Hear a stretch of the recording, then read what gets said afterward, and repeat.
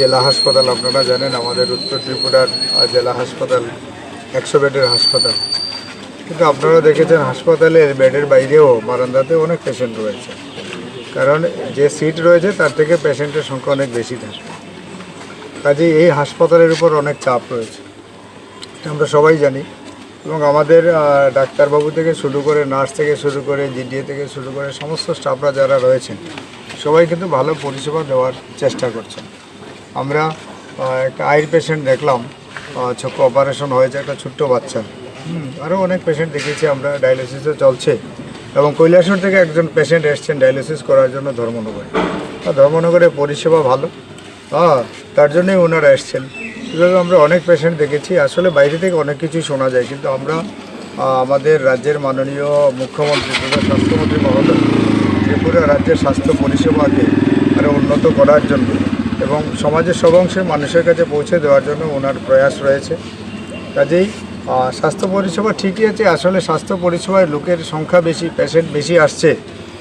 তাছাড়া যেটা আমাদের ধর্মনগর মহকুমা হাসপাতাল ছিল, আজকে সেই হাসপাতালটা কিন্তু নেই। যদি মহকুমা হাসপাতালটা আবার স্থাপন করা যায় আমার মনে হয় তাহলে রুগীর ভিড় চাপ কিছুটা কমবে, জেলা হাসপাতালে কিছুটা কমবে, তাহলে এখানে রুগীরা আরও ভালো পরিষেবা পাওয়ার সুযোগ থাকবে। কাজে এবং আমরা দেখলাম এমএস সাহেব রয়েছেন আমার সঙ্গে, সিএমও সাহেব রয়েছেন, অন্য ডাক্তারবাবুরা সবাই রয়েছেন। আমরা মিলে দেখেছি একদম বাথরুম টাথরুম সবই আমরা দেখেছি। মোটামুটি যে অবস্থানে আছে এগুলো ঠিকঠাকই আছে, পরিষ্কার পরিচ্ছন্ন আমরা দেখলাম।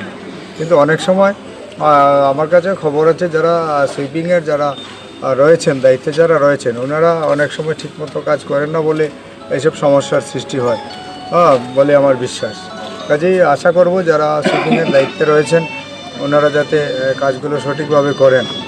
এবং আমাদের যারা বিশেষ করে দেখলাম যারা রুগীরা যারা রয়েছেন, রুগীরা না মেনলি রুগীদের অ্যাটেন্ডেন্স যারা রয়েছেন ওনাদেরও প্রয়াস থাকতে হবে, চেষ্টা থাকতে হবে কীভাবে হাসপাতালকে পরিষ্কার পরিচ্ছন্ন রাখা যায়। যেমন হাসপাতালের বাথরুমে, মেইল ওয়ার্ডের বাথরুমে ঢুকে দেখলাম সেখানে প্লাস্টিকের প্যাকেট পড়ে রয়েছে আর সার্ফের প্যাকেট রয়েছে, কিন্তু বাইরে একটা বাকেট রয়েছে, সেই বাকেটে ওনারা ফেলতে পারেন, কিন্তু সেখানে না ফেলে হয়তো এখানে কাপড় ধুয়ে এই যে ডিটারজেন্টের প্যাকেটটা সেখানে রেখে দিয়েছেন, প্লাস্টিক প্যাকেটটা ফেলে দিয়েছেন। এগুলো যখন যাবে তখন তো অটোমেটিক পাইপলাইনটা জাম হয়ে যাবে, তখন টয়লেট খুলে টয়লেটটা এখানে ক্লিয়ার হবে না। কাজেই আমাদের পাবলিক অ্যাওয়ারনেসের প্রয়োজন রয়েছে, সচেতনতার প্রয়োজন রয়েছে। আমরা সবাই মিলে আসলে যারা স্টাফরা রয়েছেন ওনাদের তো প্রয়াস থাকবে, আমরা যারা রুগীরা এবং রুগীদের অ্যাটেন্ডেন্স বা পরিবারের লোকজনরা যারা আসেন সবার কর্তব্য রয়েছে যে হাসপাতালকে সুন্দর রাখা, পরিষ্কার পরিচ্ছন্ন রাখা।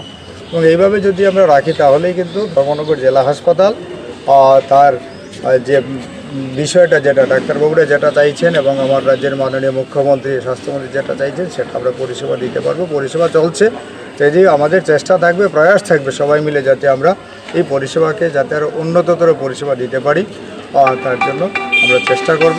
এবং আমি ব্যক্তিগতভাবেও চেষ্টা করব জেলা হাসপাতালে শুধু আজকেই এসেছি এটা নয়, আমার ইচ্ছা থাকবে প্রতি মাসে অন্তত বা সপ্তাহে আমি 1-2 দিন করে আসবো, দেখবো, সবার সঙ্গে কথা বলবো। রুগীদের সঙ্গে কথা বলেছি এবং রুগীরা সবাই বলেছেন না ভালো আছেন।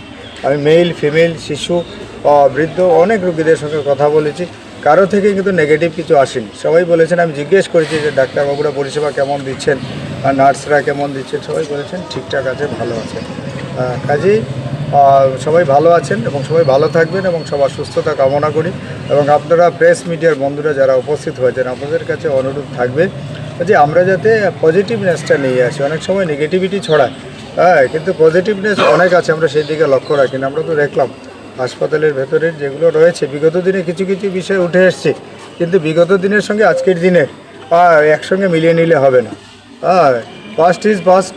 আমরা চেষ্টা করছি আগামী দিনে হসপিটালের পরিবেশ যাতে সুন্দর হয়, সুস্থ হয়, মানুষ যাতে ভালো পরিষেবা পান সেই দিকে সবাই লক্ষ্য রাখবেন। এমএসসি এমওসার রয়েছেন, ডাক্তারবাবুরা রয়েছেন, অন্য যারা স্টাফরা রয়েছেন, সবাই মিলে আমরা উন্নত পরিষেবা দেব, এই ব্যাপারে আমি আশাবাদী। নমস্কার।